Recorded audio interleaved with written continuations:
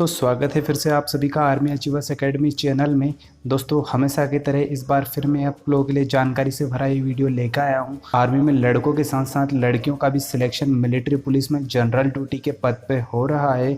तो उनके सिलेक्शन के दौरान उनको क्या क्या ज़रूरत पड़ती है, कितनी हाइट होती है, कितना वेट होता है, कितनी चेस्ट होती है और एजुकेशन क्वालिफिकेशन क्या होती है।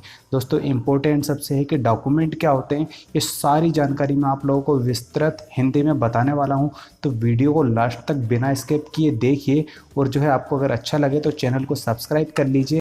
तो दोस्तों मैं आपको यहाँ पे बता दूं कि सोल्जर जनरल ड्यूटी के लिए वोमेन मिलिट्री पुलिस के अंदर जो है इनकी भर्ती खुल रही है और इनकी जो है एज रिक्वायरमेंट है वो है 17.5 से 21 साल के बीच में होनी चाहिए।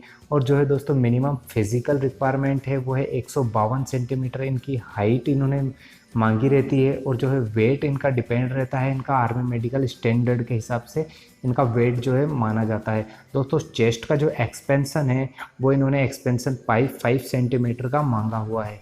दोस्तों हम एजुकेशन की बात करते हैं कि मिलिट्री पुलिस में जो वोमेन एंट्री है उनकी एजुकेशन मिनिमम कितनी होनी चाहिए। तो दोस्तों वो जो है 10वीं पास या फिर 12वीं पास होनी चाहिए, मगर जो है 45% मार्क्स टोटल एग्रीगेट होना चाहिए और 33% मार्क्स हर सब्जेक्ट में होना अनिवार्य है। दोस्तों अगली हम बात करते हैं दोस्तों वोमेन एंट्री मिलिट्री पुलिस में जो फिजिकल फिटनेस टेस्ट होता है लड़कियों का वो 1.6 किलोमीटर की रनिंग होती है और 7 मिनट 30 सेकेंड में उनको दौड़ के आना पड़ता है। तो ग्रुप 1 में उनको ले लिया जाता है और अप टू 8 मिनट मतलब 8 मिनट के अंदर आते हैं तो ग्रुप 2 में उनको ले लिया जाता है। दोस्तों 10 फीट का जो जंप उनको करना क्वालिफाई करना रहता है और 3 फीट का हाई जंप जो है उनको वो भी क्वालिफाई करना होता है। तो दोस्तों ये तो था physical fitness test at rally site पे। तो दोस्तों आइए बात करते हैं कि क्या क्या बोनस मार्क्स आपको मिलने वाले हैं, जो एग्ज़ाम के दौरान एग्ज़ाम में आपको क्या क्या बोनस मार्क्स मिल जाएंगे तो वो भी आप सिक्योर कर सकते हैं। तो दोस्तों जो है मैं बता देता हूँ कि इसमें जो है आप डॉटर ऑफ सर्विसमैन हैं, मतलब आपके पिताजी अगर फौज में हैं या फिर आप डॉटर ऑफ एक्स सर्विसमैन हैं, तो इसका मतलब है कि आपके पिताजी अगर फौज को छोड़ भी चुके हैं, या फिर आप जो है वार विडो हो, या फिर आप daughter of war window of ex serviceman हो, तो दोस्तों आपको जो है 20 मार्क्स यहाँ पे एडिशनल दिए जाते हैं इन चीज़ों के लिए। और इन 20 मार्क्स को रख के आपका नाम मेरिट लिस्ट में आना बहुत ही लाजमी बन जाता है। और दोस्तों अगले हम बात करते हैं एनसीसी के सर्टिफिकेट्स की। तो एनसीसी के जो सर्टिफिकेट होल्डर्स होते हैं उनको भी यहाँ पे बोनस एडिशनल मार्क्स दिए जाते हैं। अगर आपके पास एनसीसी का ए सर्टिफिकेट है तो आपको 5 एडिशनल मार्क्स एग्ज़ाम में दिए जाते हैं। आपके पास अगर एनसीसी का बी सर्टिफिकेट है आपको 10 मार्क्स एडिशनल एग्ज़ाम में दिए जाते हैं। और दोस्तों सबसे बड़ी बात यहाँ पे है कि आपके पास एनसीसी का अगर सी सर्टिफिकेट है तो आपको जो है एग्ज़ाम देने की ज़रूरत नहीं है, आपको एग्ज़ाम में पास कर दिया जाता है। सिर्फ आपको फिज़िकल फिटनेस और जो है मेडिकल टेस्ट पास करने होते हैं। और दोस्तों अगला जो बोनस मार्क्स मिलता है वो मिलता है स्पोर्ट्स वोमेन को। स्पोर्ट्स वोमेन अगर किसी डिस्ट्रिक्ट लेवल पे कॉलेज में खेली हुई हैं, या फिर राष्ट्रीय लेवल पे, या फिर राज्य लेवल पे, या फिर अंतर्राष्ट्रीय लेवल पे कोई गेम में पार्टिसिपेट किया है, तो उसका सर्टिफिकेट आप साथ में लेके जाएं, उसके आपको एडिशनल बोनस मार्क्स एग्ज़ाम में मिलते हैं। तो दोस्तों ये सारी चीज़ें आप ले जाना ना भूलें। दोस्तों अगला सबसे इम्पोर्टेंट जो हिस्सा होता है भर्ती का वो होता है डॉक्यूमेंटेशन। आपके डॉक्यूमेंट्स सारे सही होने चाहिए, सभी डॉक्यूमेंट्स में आपके नाम एक जैसे होने चाहिए। और दोस्तों जो भी मैं डॉक्यूमेंट अभी बताने वाला हूँ वो सारे डॉक्यूमेंट आपके पास जो है फ़ोटोकॉपी के साथ में अटेस्टेड होना ज़रूरी है। तो हम लोग बात करते हैं यहाँ पे आपके एडमिट कार्ड की। तो आपका एडमिट कार्ड जो है अच्छी गुड क्वालिटी के पेपर में निकला हुआ होना चाहिए।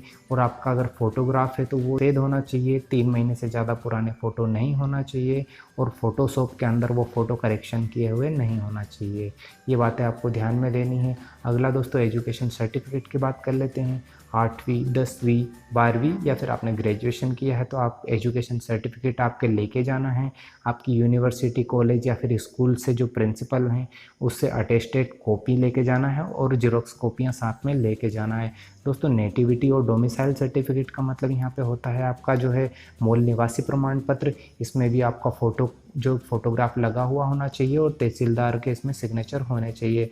और दोस्तों कास्ट सर्टिफिकेट की हम बात करते हैं। कास्ट सर्टिफिकेट का मतलब यहाँ पे जाति प्रमाण पत्र से है। इसमें भी आपका फ़ोटोग्राफ लगा होना चाहिए और तहसीलदार या डिस्ट्रिक्ट मजिस्ट्रेट से ये जो है बना हुआ होना चाहिए। तो जो अगला इम्पोर्टेंट सर्टिफिकेट आपको बना के लेके जाना है वो है रिलीजियन सर्टिफिकेट। रिलीजियन सर्टिफिकेट के अंदर जो है दोस्तों आपको उसमें डिक्लेयर किया जाएगा कि आप हिंदू, मुस्लिम, सिख, ईसाई या क्रिश्चियन जो भी हैं वो उसमें मेंशन किया जाएगा, और ये भी तहसील और एसडीएम के द्वारा बनाया जाता है। दोस्तों अगला कैरेक्टर सर्टिफिकेट आपका बनता है स्कूल से या फिर एक सरपंच के द्वारा भी बनता है। तो ये दोनों जो है कैरेक्टर सर्टिफिकेट आपको साथ में लेके जाना ज़रूरी है, और ये भी 6 महीने से ज़्यादा पुराने नहीं होने चाहिए। और दोस्तों एनसीसी सर्टिफिकेट की बात कर लेते हैं। आपके पास एनसीसी का ए, बी या सी कोई भी एक सर्टिफिकेट है तो आप इसको साथ में लेके जाएं, आपको इसको एडिशनल बोनस मार्क्स दिए जाते हैं। दोस्तों रिलेशन सर्टिफिकेट की बात करता हूँ। रिलेशन सर्टिफिकेट में अगर आप daughter of serviceman, daughter of ex serviceman हैं, आपके पिताजी या भाई फौज के अंदर सर्विस है या फिर छोड़ चुके हैं, तो भी आपका एक जो है रिलेशन सर्टिफिकेट बना दिया जाता है। अगर आप उसको लेके जाते हैं तो आपको बोनस मार्क्स दिए जाते हैं। तो ये सारे डॉक्यूमेंट्स आपको ले जाना नहीं भूलना है। अगला हम बात करते हैं दोस्तों अनमेरिट सर्टिफिकेट की।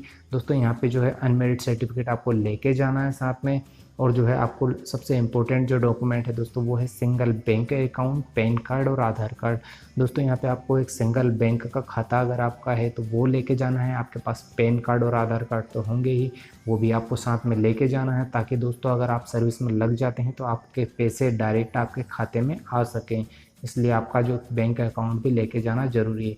और दोस्तों अगर आपने अभी तक अपने ज़िले की भर्ती का नोटिफिकेशन पाना है तो इस चैनल को सब्सक्राइब कर लीजिए और अपने दोस्तों के साथ इस सही जानकारी को शेयर कीजिए। जय हिंद, जय भारत।